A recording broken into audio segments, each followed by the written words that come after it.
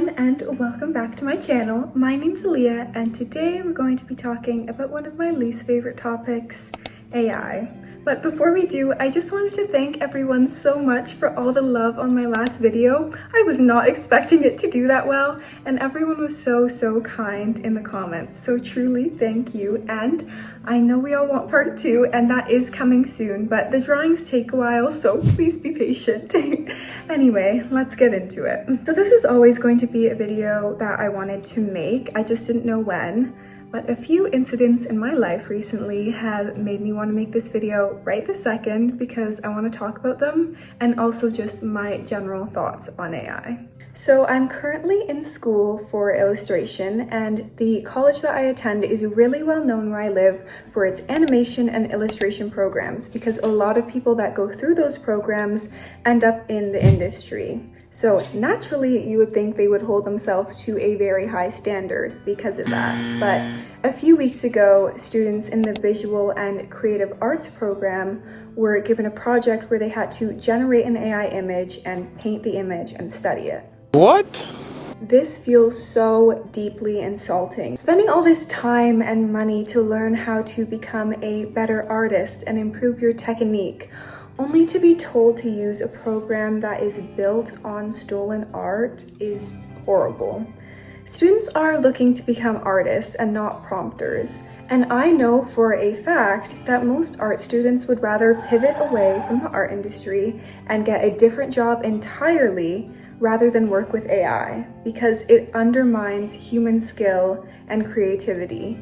They care about their craft and are not willing to give up their integrity for a job. And I already know lots of people are going to scoff at this because work is very important and money is very important. So to refuse a job because you have to use AI almost sounds silly and immature. And I think for a lot of artists, art is just kind of like who they are. It's something they're very passionate about. I know I am, at least. So doing a job where you have to go against who you are as a person would just not be sustainable. I think it'd be so depressing, and I just can't imagine living my life like that. I'd rather do something else. There's also the fact that AI art and real art are so different. The processes are not even close to the same. Typing in a sentence has nothing to do with composition, color, and everything that you have to think of when you create a piece of art. So to me, it doesn't even make logical sense to try and get artists to do something like that because it's just so astronomically different. And I think with AI forcing its way into the industry, students and professors should be pushing against it and not just showing companies that will just sit there and watch as jobs are stolen and quietly add AI into our workflow. Anyway, to add fuel to the fire, the art was posted on Instagram, but the message the professor posted at the very end really made me mad. On the actual display case, there were lots of anti-AI messages, so he decided to put his own message and took a photo of it. I don't remember exactly what it said because the post was deleted due to all the pushback, but it was something along the lines of, art is meant to make you feel, so if you are having strong feelings towards these pieces, perhaps consider that they are art. Okay, whatever that means. This comment just feels so deeply pretentious. I think art can really speak to us because as humans, we're all very distinct, but we have these shared experiences. And when an art piece, whatever it is, connects with us, it's because of the human experience it's depicting, whether that's an emotion or a shared interest. And I'm not just talking about these big, masterful pieces that feel very deep. I, for one, love to draw fan art, and I love looking at fan art too. And I think, well, fan art might not necessarily be very deep. I'm connecting with another human being over our shared passion, and the fact that we both love something so much that it inspires us to create is a very special thing. Art doesn't have to be spectacularly done for it to speak to us. And I think no matter how skilled an artist is, there is still so much thought put in. There's intention in each line and color, and there's composition, and there's just so much. But with AI art, there's far less of an artistic process. It lacks the intention and effort found in human-made art. And it just looks so vacant to me. No matter how detailed or colorful, there's this sense of emptiness, and that's often how I can identify when an image is AI. Maybe that's just me, but yeah, there's just something almost uncanny when you look at a piece of AI art. I was feeling angry not because the actual content of the pieces challenged me or made me think, but the anger came from the fact that something that is just the antithesis of art was trying to disguise itself as something it's not. I'm sure the students could have thought up wonderful ideas and worked on the process of how to refine them. They could have studied paintings made by old masters rather than copying AI images made from stolen work that are just littered with mistakes and inaccuracies. I'm sure the professor that introduced this project took the angle that it's just being used as a tool, that artists can coexist with AI and have it aid in the creative process. I refuse to believe this. One, because I don't think AI has a place in that process. There are so many references that you can find in real life. And two, because that's simply just not what is happening. AI is just completely taking over jobs, because if companies have a chance to not pay their employees, they will. No company is handing AI over to artists as a gift to help them. Every AI advertisement that I see, every poster, every logo is a stolen job. And it's not just taking a job from one person, because for example, if they choose to use an AI photograph of a family for an advertisement, then you're taking the job away from the photographer, from the editor, and from the models who would have posed in the photo. There's so much loss. Now, I spoke about this in my Barbie video, so if you want a more in-depth look, then definitely head over there, but I just want to bring it up again because I think it's a good example of just the kind of bleakness that I think many artists have been feeling. So I was thinking, like, what kind of jobs might I want to look for? And one thing I thought of was, maybe like a doll designer, because I love character design and I love fashion and I love dolls. So I was looking at Mattel because I do like their products.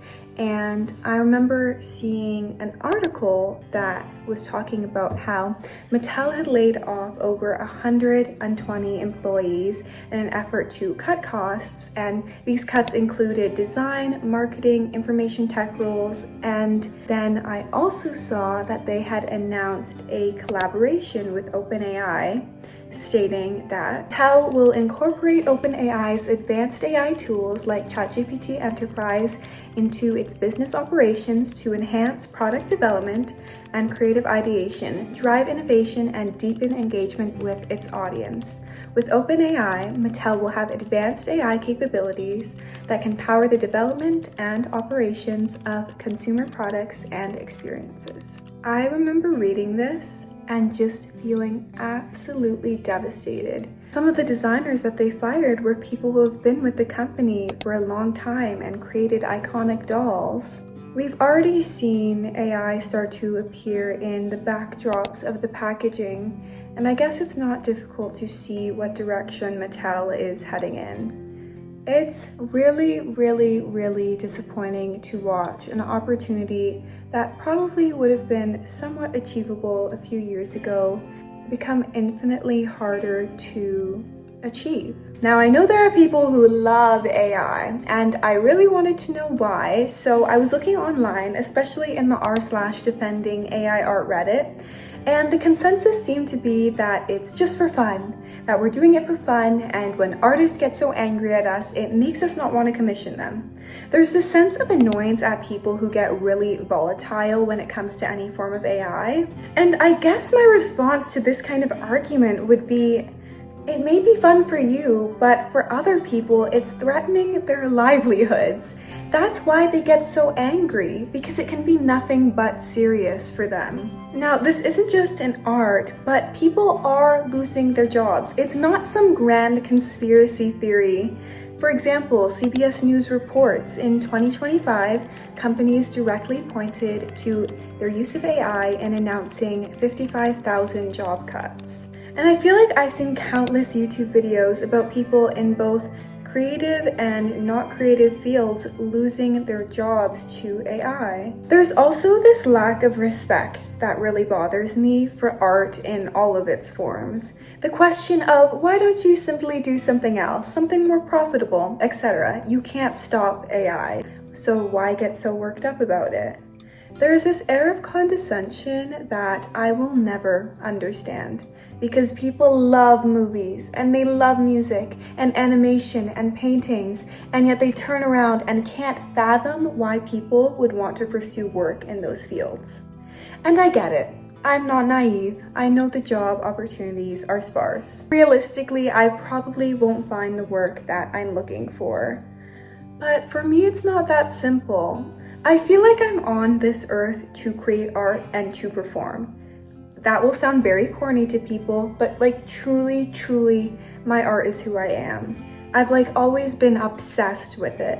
And I need to try to pursue art and to pursue acting because I feel like I don't have anything else. I feel like it's just my life. And if one day I have to pivot, then I will. But I've just got to try. I think that's what people don't understand, because if you don't feel that way about something, an artist's outrage comes across as mean and annoying and kind of pretentious. I guess the way that you could think about it, allow me to be very corny again, but I think art in all its forms is my one true love in life. So if you don't really have something that you're passionate about, then imagine the person that you love most is being threatened. The anxiety and fear is intense for that reason. And it's why it's difficult to find sympathy for people using the technology that is threatening the little work that is already out there for artists. And I know if someone is apathetic about this issue, nothing I say will change that. But I hope if you're kind of on the fence, or if you use AI in a more casual way and just don't understand why people get so worked up about it, I hope I was able to convey why that distaste is so strong. When I see AI art commercially, it just feels so bleak, because a few years ago, an artist would have done that. And I can't help but feel that same resentment, even when it's being used in a way that isn't commercial, because I just wish it didn't exist at all. I remember my high school had this program called an artism. So basically you would take extra art classes and you would get to go on field trips that kind of exposed you to the industry. It was art in all its forms, so visual art and theater, etc. And when they came out with the poster for this program, they had made it with AI. And I was just kind of in shock, because what a truly bizarre decision. And I remember I wrote this whole big letter to the administration. They did not care. But in short, I just kind of said that the poster is meant to inspire you to pursue your dreams in these fields. Yet when I look at it, all I feel is dread, because it's just an example of the direction our world is heading, which is valuing just the convenience and ease of AI rather than human creativity. Some of my friends from my school's drama club that are still in high school were telling me about this situation that happened recently with the cheer team, and how they had made this AI mascot and were planning on turning it into a suit. Now, maybe this doesn't seem like a big deal, but I just feel like it's such a loss. They could have done a competition where the art classes made their version of the mascot and then did a school vote. In the effort to just make things easy and simple, they lost the opportunity for connection and creativity. Another thing I wanted to talk about, which might end up sounding a little mean, but this whole concept of I've never been able to draw, or I've never been able to sing, or I've never been able to write, but AI allows me to express my ideas. I'm not really sure why there's this misconception that people are just born good at something. Some people are prodigies, and that's wonderful for them. But the average person has to work really hard to get good at something. So when people say, I can't draw, I can't sing, I can't write, I really have no sympathy. Because you could. And I know that people are busy. I know it's a lot of time and a lot of effort, but that's just what it takes to be good at something. When I see a piece of AI art or an AI song or an AI story, I'm not seeing the person who created it reflected in it. It's just this weird, inhuman amalgamation of things that have already been done. And I know people get very annoyed at that sentiment because, again, we're just doing it for fun. Why does there have to be this suffering for art for it to be real? And I don't think there has to be. I think that there's value in a badly done drawing. There's value in a story that maybe isn't perfect, and in a song that's sung off key. Do you like to draw? I do. But I'm not very good at it. But it doesn't matter, it's just the fun of doing it that's important. But at the same time, again, if you want to be very, very good at something, there is suffering involved.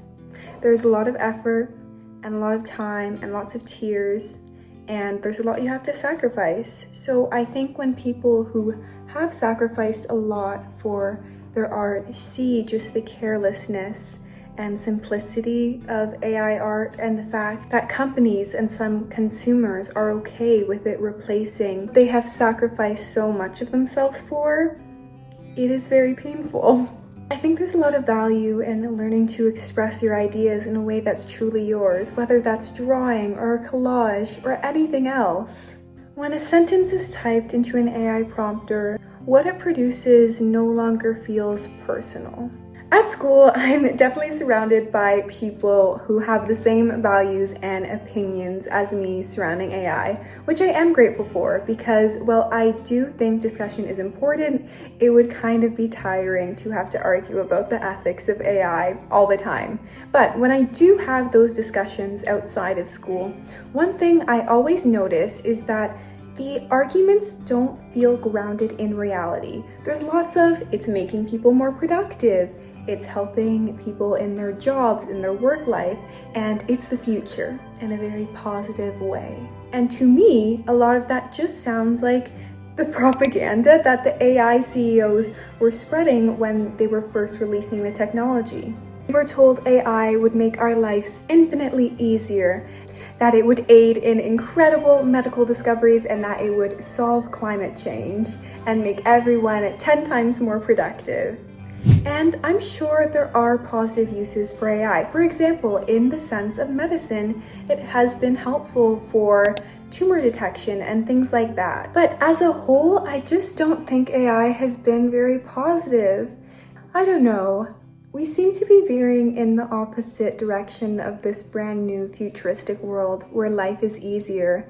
And to be honest, I think it's kind of naive to think that AI was ever going to bring that, because when money is the goal, making your life easier will just never be the outcome. And not even the AI CEOs are pretending that this isn't going to be taking jobs anymore.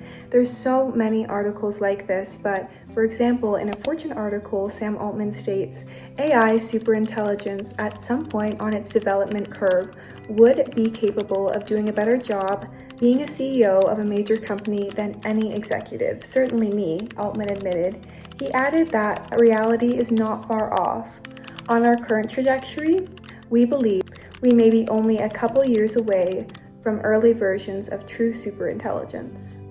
Another article states that the CEO of Anthropic, one of the world's most powerful creators of AI intelligence, has a blunt, scary warning for the US government and all of us. AI could wipe out half of all entry-level white-collar jobs and spike unemployment to 10 to 20% in the next 5 years. Part of me wonders why they even say these kinds of things at all, because to the average person, that is terrible news. I mean, wouldn't it just put people off AI even more than they already are? But I don't think the average person is these companies' target audience, because messages like this, I'm sure, sound very appealing to investors. They set up this definitive future where AI is like this superpower that's creeped its way into every aspect of people's lives. And I'm sure there's a lot of money in that. Same for CEOs. If AI is able to do people's jobs for a whole lot cheaper, well, that's great news to them. I remember when they released Sora AI, which is basically just AI TikTok, I was reminded of this point because we were promised this grand new world, and the best that they could do was come up with an AI version of TikTok that produces the most mind-numbing content imaginable. Really? I guess it's just the apathy that gets to me, because once I'm removed from that bubble of people who care, there's just a whole lot of people who don't, and there's not much you can say to change that. It seems sometimes it's just deeply ingrained in people to not take art seriously. And I suppose the apathy isn't just for AI. The world is a mess, to say the least, and I think people are very apathetic about a whole lot of things, and it's very disappointing. And I feel like with the world we're living in, we can't afford to stop thinking, but AI really just encourages that. I know all of the ads I get on YouTube are for an AI feature, which is so annoying. It's like suffocating. I don't want to hear about it. Anyway, in many of these ads, people are asking AI to do things that are so simplistic. It feels very dystopian. And I'm really worried about AI in schools because I'm not acting like I'm above it all. Like, I get not wanting to do simple assignments. And I remember when AI was first coming out, I would use it to help me do math because I hate math and I'm not good at it. I no longer use AI in any form because I'm just so staunchly against it. I can't justifiably use it for anything. But even though using it to help with a math question isn't insidious, it gets there because then you think, well, it doesn't just have to help me with the math question, it can just tell me. I have nowhere else to film, so I'm in the washroom at my school. But I kind of wanted to add to that point because earlier I was talking about how to be good at something, you have to work hard at it and you have to learn it. And I think even though I'm not naturally good at math, I could have been if I put the work in. And I should have put the work in. I shouldn't have relied on AI because I didn't learn anything. And I really think there's something to be said about convenience, because that's a big thing with AI. It's so convenient. But I don't think convenience is always a good thing. I think when you look something up and you get a very detailed answer right away, you're not going to remember that thing. But if you take your time, research, and learn more about it, I feel like you'll retain that information and that knowledge will become a part of you. I think that convenience can really stifle discovery, and I think it can also really stifle community, like I said back when I was talking about the whole AI mascot issue. I feel like we can learn a lot from each other, and maybe you have to ask around to find an answer, or you have to search deep in Google. But when you find the answer, it's so much more rewarding, and also you'll probably remember it because you remember the journey that it took to get there. Yeah, I don't know. And I think it's the same thing too for simple in-class assignments. Like, I know in religion class in grade 9, I went to Catholic school, we would have these little assignments and paragraphs that we would have to write every day. And I feel like that is something that AI so easily could have been used for now. But honestly, even though they were annoying to do, I think it was important that I did them because it helped me think, it helped my writing, and it helped me navigate the world. But it's never just one assignment. If you use it for all of the exercises and all of the in-class work that you think is menial and silly, then of course you're going to use it on the final essay.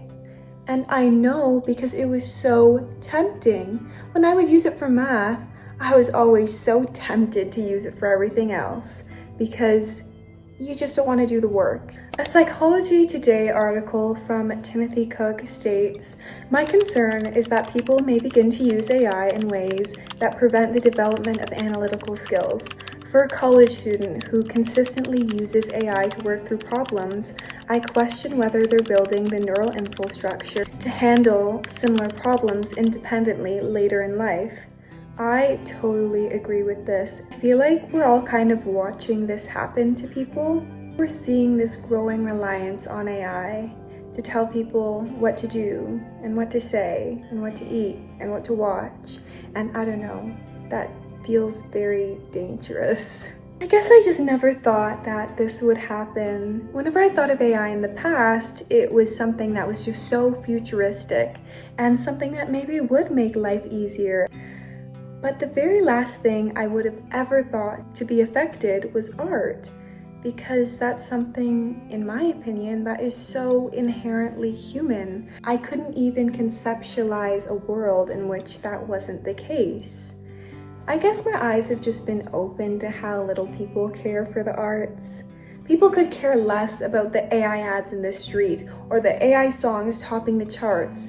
But to me, it feels like so insidious. Like there's this darkness and destruction tainting what I love. It's like, well, let's just say visual art off the table. What about acting? Well, from a Gizmodo article, an AI talent studio founded by the British production company behind Tilly just announced that it's preparing to unveil a whole Tillyverse later this year. The company is also working on unveiling a bunch of new AI characters to accompany her. Okay, well, no acting. What about singing? Forbes article states AI singer Zinea Monet just charted on Billboard, signed a $3 million deal. I remember watching this anime a few years ago called Carolyn Tuesday. It was a 2019 show about these two young girls who wanted to become musicians in a world where most music and content is produced by AI. It's a wonderful show, by the way. Not perfect by any means, but the music is fantastic and it's so refreshing to see a Black girl lead in an anime. Anyway, I remember thinking that this was such an outlandish and dystopian concept, but how is it that we are fast tracking ourselves to this reality just a few years later? I would have never believed it. I don't know. I feel like my greatest love is musical theater, so I'm hoping that remains mostly untouched, but it's very difficult to remain positive when you're constantly seeing all these AI ads and all these headlines talking about it. It almost doesn't feel like a natural change. It feels like it's really being shoved down our throats. I just hate it. But I guess I urge you all to just keep creating. Even if you don't believe that your art is good, it doesn't matter. Make a bad song, create a silly drawing, anything, really. Thank you so much for watching. I hope you enjoyed, and feel free to share your thoughts on AI in the comments. Just let's all keep it respectful and civil. Also, on a much less serious side note, what do you guys think of my makeup today? I was trying to go for like a twiggy look. I am not a makeup expert though, so it ended up looking a little botched. I'm still proud of it, but yeah, I thought it went perfect with this dress. I got it from Poshmark a little while ago. It's from the 60s and I had to take it to the seamstress because it had some holes in it, but I need to learn how to sew. Anyway, thank you so much for watching and I hope you have a wonderful rest of your day. See you next time. You've got to do it. Every little bit. You've got to do it. Do it, do it, do it. Then when you're through, you can know who did it. 'Cause you did it. You did it. You did it.